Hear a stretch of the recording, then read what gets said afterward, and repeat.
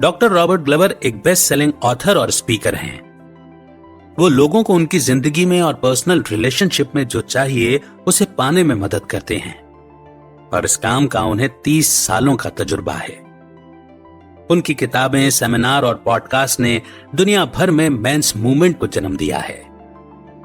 तो आइए फिर बिना देर किए शुरू करते हैं उनकी लिखी ये book no more Mister nice गाय। तो इस सवाल से शुरू करते हैं, नाइस गाय कौन होता है? एक नाइस गाय वो होता है जो अपनी लाइफ में सबको खुश रखने की कोशिश करता है, जैसे उसकी वाइफ या गर्लफ्रेंड, फैमिली, फ्रेंड्स, यहां तक कि पड़ोसी को भी एक नाइस गाय की हमेशा यही कोशिश रहती है कि वो लाइफ में जो भी करे सही करे और जहां तक हो सके उसका कभी किसी के साथ झगड़ा या बहस वगैरह ना हो। इस तरह के लोग हमेशा यही उम्मीद करते हैं कि उनकी अच्छाई, भलाई और केयरिंग नेचर के बदले लोग उन्हें भरपूर प्यार और सम्मान देंगे। उन्हें लगता है कि उन्हें इसी में खुशी मिलेगी और जो उन्हें अपने प्यार, सेक्स और लाइफ से चाहिए बदले में उन्हें वही मिलेगा। लेकिन यह आइडिया एकदम गलत है।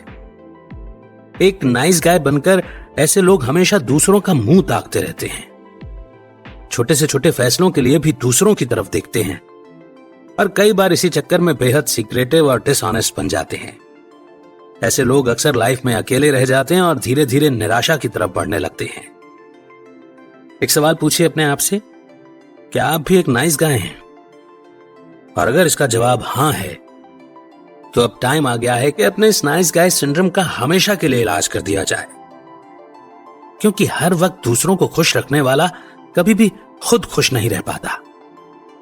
तो इस समरी में आपको कुछ अपने ही जैसे नाइस गाइज की स्टोरी पढ़ने को मिलेगी कि उन्होंने अपनी अपनी सिचुएशन कैसे हैंडल की।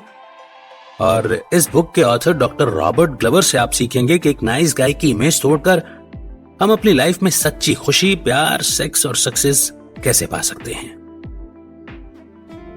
तो फर्स्ट चैप्टर है the nice guy syndrome. Jason एक 35 साल का डॉक्टर है जो बॉडी के स्ट्रक्चर को ठीक कर बीमारी को दूर करता है। इस बुक के ऑथर डॉक्टर रॉबर्ट ग्लवर के साथ उसने साइकोथेरेपी का इंडिविजुअल सेशन शुरू किया था। जेसन ने अपने बारे में कुछ यूं कहा था, मैं एक नाइस गाय हूं, मुझसे ज्यादा नाइस गाय आपको आज तक नहीं मिला होगा। जेसन की लाइफ में हर चीज परफेक्ट थी सिवाय उसकी सेक्सुअल लाइफ के। जेसन और उसकी वाइफ के बीच कई महीनों से फिजिकल रिलेशनशिप नहीं बने और आगे भी कोई उम्मीद नहीं लग रही थी।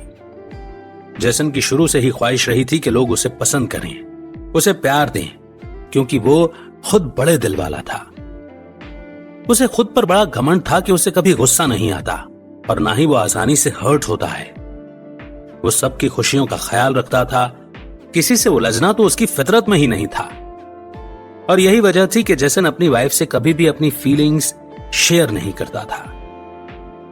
यानी जेसन की तरफ से कभी कोई ऐसी बात नहीं होती थी जिससे कि तू मैं की नौबत आए। पर इन तमाम कोशिशों के बावजूद ऐसा लगता था कि जैसे जेनिफर उससे खुश नहीं है। जेसन ने हमेशा एक अच्छे पति और पिता का फर्ज निभाने की कोशिश की, पर जेनिफर को फिर भी कोई न कोई शिकायत रह जाती। एक दिन की बात है, जेनिफर ऑफिस जाने की तैयारी कर रही थी तो जेसन ने उन दोनों की बेटी चेल्सी को उठाया और उसे नहला धुलाकर अच्छे कपड़े पहना दिए। उसके बाद जेसन खुद अपने ऑफिस की तैयारी करने लगा, पर उसने देखा कि जेनिफर कुछ चढ़ी हुई सी लग रही है। जेनिफर ने चिढ़ते हुए कहा, तुमने उसे ये कपड़े क्यों पहना दिए? ये उस पर जरा भी अच्छे नहीं लग रहे। जेसन को बहुत बुरा लगा। जेनिफर को जरा भी ख्याल नहीं आया कि जेसन ने उसकी हेल्प करने के लिए इतना कुछ किया था। उसे थैंक यू बोलने की बजाय वो उसके काम में कमियां निकाल रही थी। फिर एक और दिन की बात है, जब रात के वक्त जेसन ने खाने के बाद पूरा किचन साफ किया। उसने सारे बर्तन धोकर रखे, फ्लोर साफ किया। उसने सोचा आज तो जेनिफर जरूर खुश हो जाएगी। पर यह क्या? जैसे ही जेनिफर किचन में आई उसने कहा, तुमने काउंटर क्यों नहीं साफ किए? जेसन अभी क्लीनिंग कर ही रहा था कि जेनिफर ने उसे टोक दिया। उसकी तारीफ करने की बजाय उल्टा उसने उसकी गलतियां गिना दी थी। यहां तक तो फिर भी ठीक था, पर जेसन की असली प्रॉब्लम थी उसकी सेक्स लाइफ, जिसे लेकर वो काफी टेंशन में था। जेनिफर सेक्स को लेकर कभी भी एक्साइटमेंट दिखाती ही नहीं थी। पर जेसन उसे कभी फोर्स नहीं करता था, क्योंकि वो एक अच्छा पति बनना चाहता था। वो अपनी तरफ से पूरा बेस्ट करने की कोशिश कर रहा था। इसके बदले में उसे अपनी मैरिड लाइफ से सिर्फ एक ही चीज चाहिए थी, और वो भी जेनिफर इग्नोर कर रही थी। जेसन ने कहा कि मुझे लाइफ में सिर्फ प्यार और अपनापन चाहिए। क्या मैं इतना भी डिजर्व नहीं करता? क्या मैं कुछ ज्यादा मांग रहा हूं? इस बुक के ऑथर डॉक्टर रॉबर्ट ग्लवर अपनी लाइफ में ऐसे कई नाइस गाइज से मिले हैं, जिनमें से 3 की स्टोरी हम यहां शेयर कर रहे हैं। टॉड एक ऐसा ही नाइस गाय है जो औरतों के साथ बेहद ईमानदारी और तमीज से पेश आता है, और इस बात पर उसे काफी गर्व भी है। बहुत सारी लड़कियां उसकी दोस्त हैं, जिन्हें लगता है कि जिस भी लड़की से टॉड प्यार या शादी करेगा वो बहुत लकी होगी, क्योंकि वो शरीफ और तमीजदार तो है ही, साथ ही एक अच्छा लिसनर भी है। लेकिन उनमें से एक भी लड़की ऐसी नहीं है जो इस दोस्ती को प्यार में बदलना चाहती थी। टॉड एक नाइस गाय होने के बावजूद भी सिंगल है। उसे हैरानी होती है कि लड़कियों को उसके जैसा नाइस गाय सिर्फ दोस्त के रूप में चाहिए, जबकि बॉयफ्रेंड बनने या शादी करने के लिए उन्हें कोई रफ एंड टफ लड़का चाहिए। बिल एक ऐसा आदमी है जो किसी को ना नहीं बोल सकता। वो लोगों की मदद करने के लिए उनकी गाड़ी ठीक करता है। वो अपने गांव की छोटी सी लीग बेसबॉल टीम का कोच भी है।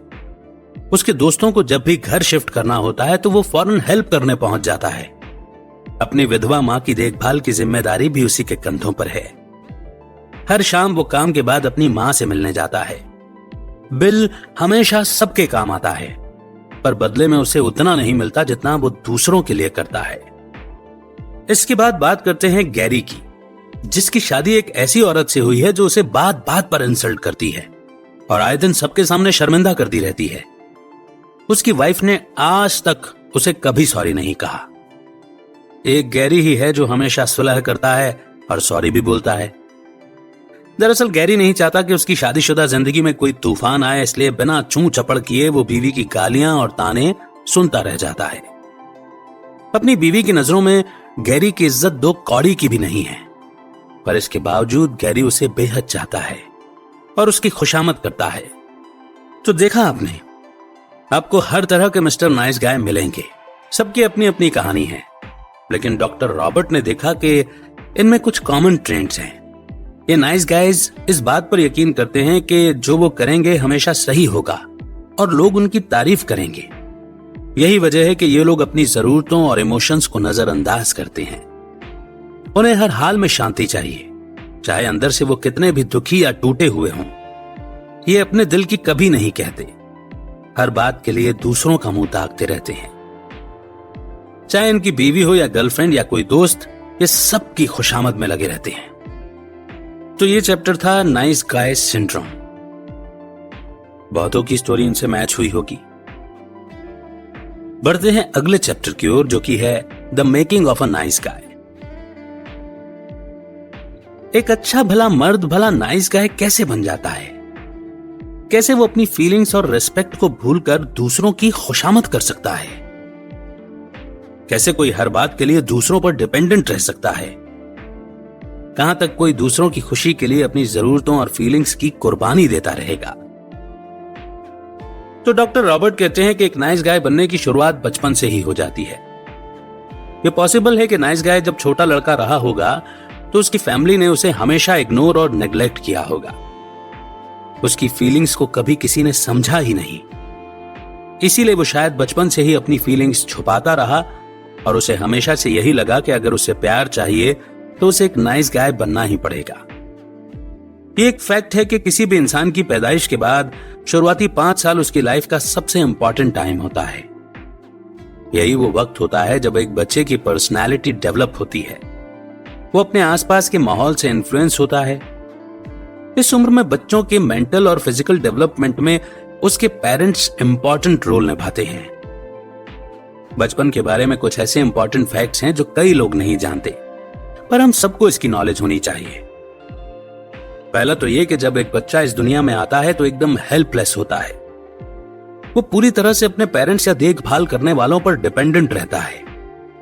उसे जो खिलाया जाए वो खा लेगा, जैसे रखा जाए वो रह लेगा। इतने छोटे बच्चों को बेसहारा छोड़ने का मतलब होगा उन्हें मौत के मुंह में डालना। लेकिन छोटे बच्चे ईगो सेंटर्ड भी होते हैं। यानी उन्हें लगता है कि जो कुछ उनके साथ हो रहा है वो उनकी ही गलती है। अगर कोई उनके साथ बुरा बर्ताव भी करेगा तो वो उसका विरोध नहीं करेंगे, क्योंकि उनमें इतनी समझ नहीं होती है। एक छोटा सा बच्चा अपना भला बुरा नहीं समझ सकता। ऐसे में कोई उन्हें इग्नोर करे या नेग्लेक्ट करे तो भी उन्हें यही लगेगा कि ये उनकी गलती है। एक बच्चे की लाइफ में कई ऐसे मौके आते हैं जब उसे लगता है कि उसे अकेला छोड़ दिया गया है। बेचारा भूख से तड़प रहा होगा, पर कोई उसे दूध पिलाने वाला नहीं है। वो रोता रहे लेकिन उसे कोई चुप नहीं कराएगा, क्योंकि लोग पेरेंट्स तो बन जाते हैं पर उन्हें वाकई में बच्चों की कद्र नहीं होती। अक्सर ऐसे पेरेंट्स अपने बच्चों को इग्नोर करते हैं, उन्हें बात बात पर डांटते हैं, सबके सामने बेइज्जत करते हैं, मारते पीटते हैं, यहां तक कि बच्चे की छोटी छोटी गलतियों पर भी उसे बुरी तरह से सजा भी देते हैं।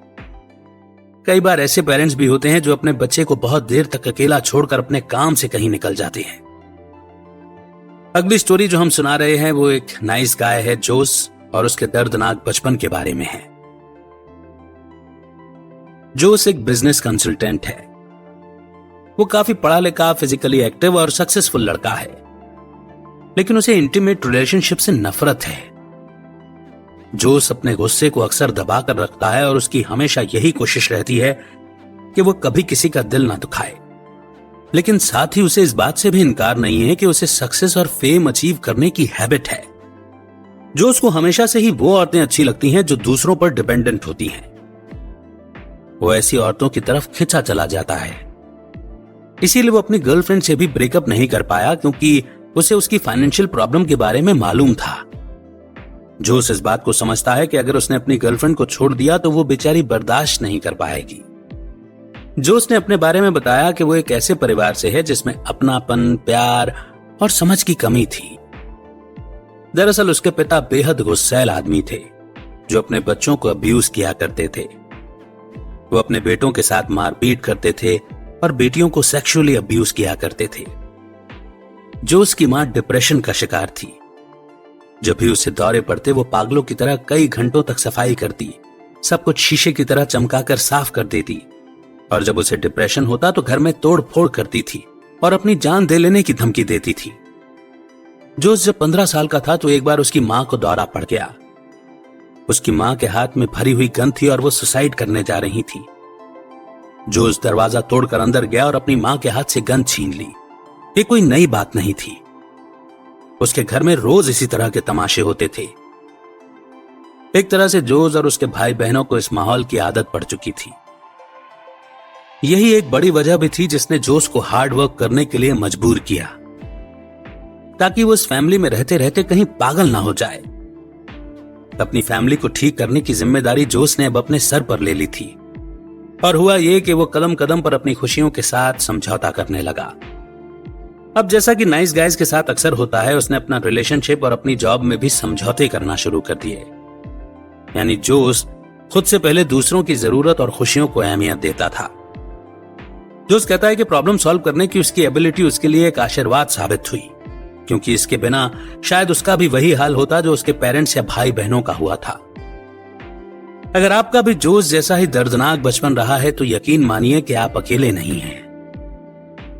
आप जैसे कई सारे नाइस गाइज हैं जो सेम प्रॉब्लम से गुजर रहे हैं या गुजर चुके हैं, लेकिन आप इन दर्द भरी यादों से तब तक छुटकारा नहीं पा सकते जब तक कि आप अपने इमोशंस और एक्सपीरियंस किसी के साथ शेयर नहीं कर लेते।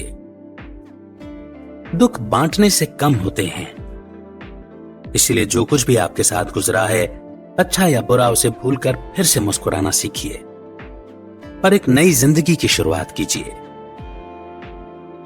तो ये चैप्टर था the making of a nice guy. अब हम अगले चैप्टर की ओर बढ़ते हैं जो कि है get the sex you want, success strategies for satisfying sex. Nice guys की लाइफ में एक बड़ी ही कॉमन प्रॉब्लम होती है, और वो है इनकी सेक्सुअल लाइफ से जुड़ी प्रॉब्लम। पहला तो ये कि इन्हें इस प्रोसेस में भरपूर सुख नहीं मिलता, और उन्हें ऐसा पार्टनर मिलता है जो सेक्स में इंटरेस्टेड ही नहीं होता है। दूसरा ये भी होता है कि अक्सर इन्हें सेक्स के दौरान सेटिस्फेक्शन नहीं मिलता है, और यही वजह है कि नाइस गाइज की सेक्स लाइफ बुरा अनुभव बनकर रह जाती है, जिससे उनके मन में यही बात आती है कि इससे तो अच्छा है कि सेक्सुअल रिलेशनशिप बनाए ही ना जाए। अक्सर इनके पार्टनर भी इनकी प्रॉब्लम को सॉल्व करने में कोई खास दिलचस्पी नहीं लेते। तीसरी चीज ये भी हो सकती है कि नाइस गाय को सेक्सुअल डिसफंक्शन हो। शायद उसे इरेक्शन की प्रॉब्लम आती हो या प्रीमैच्योर एजैकुलेशन की प्रॉब्लम हो सकती है। चौथी बात, नाइस गाइज अक्सर अपनी सेक्सुअल डिजायर को दबा कर रखते हैं। अपनी सेक्स फैंटेसी को लेकर उन्हें एक तरह का गिल्ट फील होता है, जैसे फोन सेक्स या पोर्नोग्राफी के बारे में वो किसी और से शेयर नहीं करना चाहते। पांचवी बात, ये हो सकता है कि nice guys compulsive sexual behaviour के शिकार हों, जैसे कि मास्टरबेशन, प्रोस्टिट्यूशन, साइबर सेक्स या एक्स्ट्रा मैरिटल अफेयर। कुल मिलाकर नाइस गाइज की सेक्सुअल लाइफ बिल्कुल भी सेटिस्फैक्टरी नहीं कही जा सकती। लेकिन सवाल यह है कि ये सारी प्रॉब्लम्स इनके साथ होती क्यों हैं? वो इसीलिए क्योंकि सेक्स की बात पर ये नाइस गाइज शर्म और झिझक महसूस करते हैं। यहां एक एग्जाम्पल है। एलन डॉक्टर रॉबर्ट का एक क्लाइंट है। वो मिडिल एज का शादीशुदा आदमी है। एलन के साथ प्रॉब्लम यह है कि उसे एक्स्ट्रा मैरिटल अफेयर करने का शौक है, या ये कह लीजिए कि आदत है। लेकिन डॉक्टर रॉबर्ट का मानना है कि एलन को वेजिफोबिया है, जिसका मतलब यह है कि वो अपने सेक्सुअल पार्टनर के साथ हम बिस्तर होने से डरता है। एलन ने स्टोरी सुनाई कि एक बार वो अपनी एक खूबसूरत फीमेल कलीग के साथ बिजनेस ट्रिप पर गया था। वो औरत उसके साथ खूब फ्लर्ट करने की कोशिश कर रही थी और दोनों ने कई बार सेक्सुअल बातें भी की। फिर एक शाम दोनों ने बार में जाकर ड्रिंक्स लिए और उसके बाद जाकर दोनों स्लो डांस करने लगे। इसके बाद उस औरत ने एलन को अपने रूम में इनवाइट किया। एलन जब रूम में गया तो उसने एलन से कहा कि दोनों साथ में हॉट टब बात लेंगे। एलन बाथ टब में उतरा और उसका वेट करने लगा। थोड़ी देर बाद वो भी एक सेक्सी स्ट्रिंग बिकनी पहनकर हॉट टब में उतर गई। वो लड़की एलन की गोद में बैठ गई थी। दोनों किस करने लगे। लड़की उसके साथ चिपक कर बैठी थी और अपनी बॉडी को उसकी बॉडी के साथ रगड़ रही थी। जाहिर है कि अब एलन भी काफी एक्साइटेड हो गया था, लेकिन जैसे ही लड़की ने उसे बिस्तर पर जाने को कहा तो एलन ने मना कर दिया। उसने कहा कि वो उसके साथ अपने वर्किंग रिलेशनशिप को खराब नहीं करना चाहता। यही कहानी उसके बाकी अफेयर्स के साथ भी हुई। वो लड़कियों से खूब फ्लर्ट करता, प्यार मोहब्बत की बातें करता, पर जैसे ही हम बिस्तर होने की बारी आती एलन मुकर जाता था। यही वजह थी कि उसे कभी सेक्स का सच्चा सुख नहीं हो पाया था। दरअसल एलन को लगता था कि औरतें सेक्स को बुरा समझती हैं। एक नाइस गाय होने के नाते उसे लगता था कि वो किसी औरत को डायरेक्ट सेक्स के लिए नहीं कह सकता, क्योंकि शायद उस औरत को बुरा लग जाए। और इस तरह एलन की सेक्स लाइफ अधूरी थी। यहां तक कि वो अपनी वाइफ के साथ भी कभी सेटिस्फाइड होकर सेक्स नहीं कर पाया था। एलन सिर्फ फ्लर्टिंग में यकीन रखता था। यह उसके नाइस गाय सिंड्रोम का एक हिस्सा था। लेकिन 3 तरीके हैं जिससे एक नाइस गाय अपनी प्रॉब्लम को सॉल्व कर सकता है और अपनी सेक्स लाइफ को बेहतर बना सकता है। पहला और सबसे जरूरी, बैड सेक्स से दूर हो। दूसरा, कम आउट ऑफ क्लोजेट, यानी अपनी फीलिंग्स अपने पार्टनर से शेयर करो। तीसरी, अपनी प्रॉब्लम का इलाज खुद ढूंढो। लाइल एक 45 साल का कंप्यूटर प्रोग्रामर है। उसे सब पसंद करते हैं और वो एक समर्पित क्रिश्चियन भी है। वो एक संडे स्कूल में पढ़ाता भी है। वो हमेशा लोगों की हेल्प करने के लिए आगे रहता है। लेकिन इस परफेक्ट सोशल इमेज के बावजूद लाइल का एक सीक्रेट है कि उसे पोर्नोग्राफी की लत है। वैसे वो 15 सालों से शादीशुदा लाइफ जी रहा है, लेकिन ये सीक्रेट कंपल्सिव बिहेवियर हमेशा से उसके साथ रहा था। लाइल दिन में कई घंटे पोर्न देखता है, फोन सेक्स और साइबर सेक्स भी करता है। लाइल खुद से कई बार वादा भी कर चुका था कि वो ये बुरी आदत छोड़ देगा, पर वो इसे कभी नहीं छोड़ पाता। डॉक्टर रॉबर्ट कहते हैं कि सेक्स को लेकर अपनी शर्म और झिझक से बचने के लिए नाइस गाइस को सपोर्टिव लोगों का साथ और हमदर्दी चाहिए, और उसे अपनी फीलिंग्स बाकी नाइस गाइस के साथ शेयर करनी चाहिए ताकि वो उसे समझ सकें। नाइस गाइस को यह समझना चाहिए कि उनका सेक्सुअल होना गंदी बात नहीं है। लाइल की वाइफ ने जब फोन बिल देखा तो उसे लाइल की इस हैबिट का पता चला। उसने कुछ रिकॉर्डेड नंबर पर फोन करके देखा और जब उसे पता चला कि लाइल फोन सेक्स और साइबर सेक्स करता है तो उसकी वाइफ दंग रह गई। शुरू में लाइल मना करता रहा कि ऐसी कोई बात नहीं है, पर आखिर में वो टूट ही गया और उसने सब कुछ कबूल कर लिया। लाइल को कई हफ्ते लगे, तब जाकर वो अपनी वाइफ से सब कुछ शेयर कर पाया। डॉक्टर रॉबर्ट ने सजेस्ट किया कि लाइल को इंडिविजुअल साइकोथेरेपी सेशन के लिए जाना चाहिए और साथ ही सेक्सुअल एडिक्ट्स के लिए एक 12 स्टेप ग्रुप थेरेपी भी लेनी चाहिए। यहां लाइल को अपने सीक्रेट्स और एक्सपीरियंसेस बाकी सेक्स एडिक्ट्स के साथ शेयर करने का मौका मिला। अपनी फीलिंग्स को शेयर करने के बाद उसे बेहद हल्का महसूस हो रहा था। अब उसके मन से डर और शर्मिंदगी दूर हो गई थी। एक सपोर्ट ग्रुप के अलावा लाइल और उसकी वाइफ अब एक दूसरे के साथ ज्यादा खुलने लगे थे। फिर धीरे धीरे दोनों एक दूसरे के साथ इंटीमेट होते चले गए।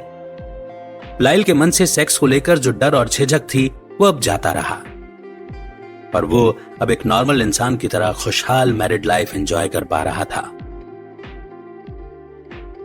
नेक्स्ट चैप्टर है get the life you want, discover your passion and purpose in life, work and career. जैसी लाइफ आप चाहते हैं वैसी लाइफ जीने का एक ही तरीका है कि खुद को एक्सेप्ट करो। आप जैसे हो जो हो स्वीकार करो। खुद को किसी और के लिए बदलने की जरूरत नहीं है। अपने डर का सामना करो और अपने पैशन को गले लगाओ। यह स्टोरी है चार्ली की, जो कि एक नाइस गाय बन बनकर थक चुका था और इसलिए फाइनली उसने अपने डर को फेस किया और लाइफ के हर चैलेंज को एक्सेप्ट किया। असल में चार्ली एक ऐसी जॉब में फंस गया था जो उसे जरा भी पसंद नहीं थी। डर और कॉम्प्लेक्स ने उसके दिल में घर कर रखा था। उसने 2 साल पहले ही इंजीनियरिंग की डिग्री ली थी। इसके बावजूद वो उसी कंपनी में था जो उसने कॉलेज टाइम के वक्त ज्वाइन की थी। चार्ली के बॉस ने उससे वादा किया था कि उसकी ग्रेजुएशन पूरी होते ही उसका प्रमोशन हो जाएगा, पर ऐसा नहीं हुआ। वो अभी भी उसी पोस्ट पर काम कर रहा था, जबकि उसके पास इंजीनियर की डिग्री थी। चार्ली को ऐसी लाइफ नहीं चाहिए थी। उसका रियल पैशन था प्लेन उड़ाना। वो पायलट बनना चाहता था, लेकिन प्रॉब्लम यह थी कि उसने ना तो कभी कोशिश की थी और ना ही उसके पास पायलट का लाइसेंस था। फिर एक दिन चार्ली के एक फ्रेंड ने उसे डॉक्टर रॉबर्ट की वेबसाइट दिखाई। उसने जब नाइस गाय का डिस्क्रिप्शन पढ़ा तो चार्ली हैरान रह गया।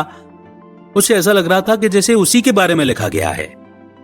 वो हैरान था कि कोई उसके बारे में इतना सब कुछ कैसे जान सकता है। फिर कई हफ्ते बाद हिम्मत जुटाकर उसने डॉक्टर रॉबर्ट को ईमेल लिख ही दिया। उसे पता लगा कि उसे डॉक्टर रॉबर्ट का मेंस ग्रुप सेशन ज्वाइन करना होगा, पर यह ख्याल ही उसके लिए बड़ा डरावना था कि उसे सबके सामने अपनी फीलिंग्स शेयर करनी पड़ेंगी। चार्ली के मन में कश्मकश चल रही थी, लेकिन जल्द ही उसने फैसला कर लिया। उसने सोच लिया था कि वो इस डर का सामना करेगा। उसने खुद से वादा किया कि जब भी कोई चीज उसे डराएगी वो उसका डट कर मुकाबला करेगा। चार्ली धीरे धीरे ही सही पर प्रोग्रेस कर रहा था और आखिरकार उसने कर ही दिखाया। अगले 18 महीनों तक चार्ली ने अपना पैशन पूरा करने के लिए कमर कस ली थी, क्योंकि अब यही उसकी लाइफ का मकसद और गोल था। उसने no more Mister nice guy group join किया, जहां उसने बाकी साथियों के सामने अपनी असल पहचान खोल कर रख दी और अपने नेगेटिव इमोशंस भी शेयर किए। उसने अपने पिता को भी डॉक्टर रॉबर्ट की काउंसलिंग ज्वाइन करने को कहा। चार्ली ने अपने पिता के सामने कबूल किया कि वो बचपन से ही फील करता रहा है कि कोई उसकी परवाह नहीं करता, यह सब उसे नजरअंदाज करते हैं। उसने अपनी सारी दर्दनाक यादें शेयर की जो बचपन से उसके मन में दबी हुई थी। सारे बहाने छोड़कर चार्ली ने सबसे बेस्ट फ्लाइंग स्कूल में एडमिशन लिया। उसने पूरी मेहनत और लगन से ट्रेनिंग पूरी की और पायलट का लाइसेंस हासिल किया। उसने अपनी गर्लफ्रेंड से अपने घर की जिम्मेदारियों को लेकर आ रही प्रॉब्लम्स के बारे में भी शेयर किया। फाइनली चार्ली ने अपनी पुरानी कंपनी से रिजाइन दे ही दिया, क्योंकि उसे एक इंजीनियरिंग फर्म में अच्छी जॉब मिल गई थी, जहां उसके टैलेंट और काबिलियत की ज्यादा कदर हो सकती थी। इन 18 महीनों में चार्ली एक इंट्रोवर्ट पैसिव नाइस गाय से एक स्ट्रांग आदमी में बदल गया था, जिसकी लाइफ में एक पर्पस और पैशन था। चार्ली ने डॉक्टर ग्लोवर को ईमेल लिखकर उनके सक्सेस फार्मूला के लिए शुक्रिया अदा किया। सबसे पहले तो चार्ली ने खुद से वादा किया कि वो कभी भी विक्टिम फील नहीं करेगा और ना ही बनेगा। दूसरा, उसने खुद पर बिलीव करना शुरू किया। वो अब खुद को एक पढ़े लिखे इंडस्ट्रियल इंजीनियर के तौर पर देखता था। उसे यह भी एहसास हुआ कि वो एक जिम्मेदार एडल्ट है। उसकी पुरानी कंपनी ठीक नहीं थी, इसलिए उसे तो वहां से हटना ही था। आज चार्ली एक बेखौफ और सक्सेसफुल इंसान है जो अपनी लाइफ से बेहद खुश है।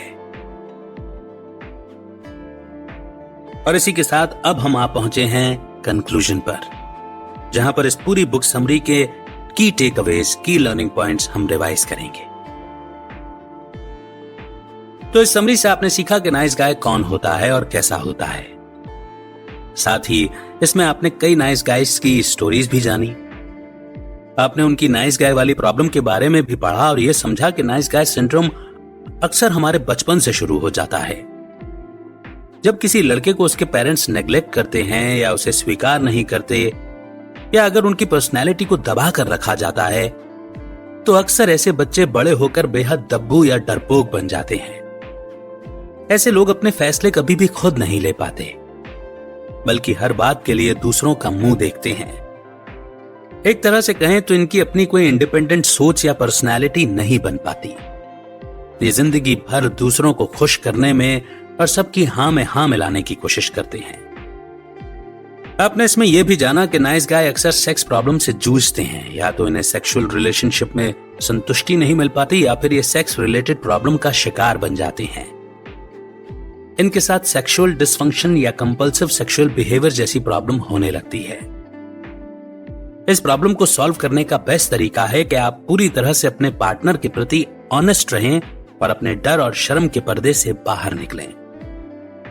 फाइनली आपने चार्ली की कहानी सुनी कि कैसे वो अपनी नाइस गाय की इमेज से बाहर निकल पाया और उसने अपनी जिंदगी में कभी दोबारा विक्टिम ना बनने और सबसे ज्यादा खुद पर भरोसा करने का फैसला लिया।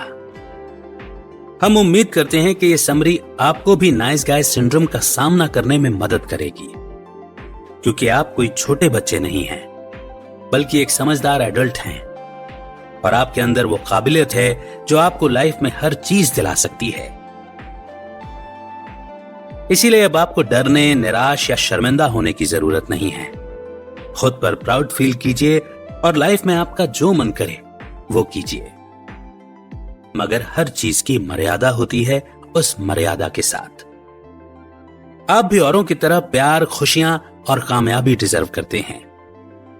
जो कुछ आपने सीखा उसे अपनी लाइफ में अप्लाई करें और अपने अंदर छुपे हुए एक नए इंसान को वेलकम करें।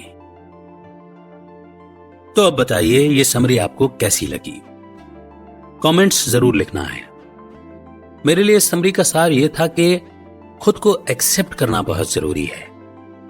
ये सोचकर के हम अगर इस प्रॉब्लम से जूझते हैं, या हमारी ऐसी सोच है, या हमें इस तरह का कोई एडिक्शन है, अगर हम किसी के सामने अपनी ये बात रखेंगे तो सामने वाले हमें जज करेंगे और नेग्लेक्ट कर देंगे।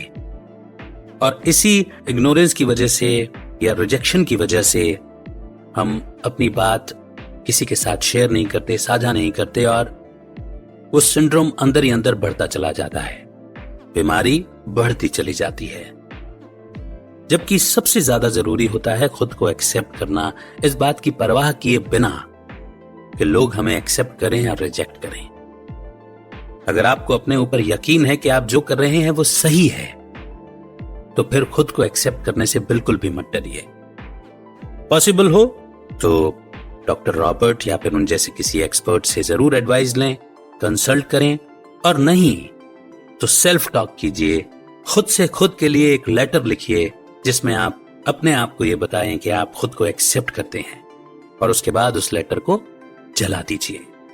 क्योंकि ये भी बात तय है कि जिस लेवल पर आप अपने आप को एक्सेप्ट कर रहे हैं, जरूरी नहीं है कि उस लेवल पर सभी की मैच्योरिटी उतनी ही हो। मगर फिर भी औरों की इतनी परवाह नहीं करनी है कि अपना सिंड्रोम एक बीमारी का रूप ले ले। राइट?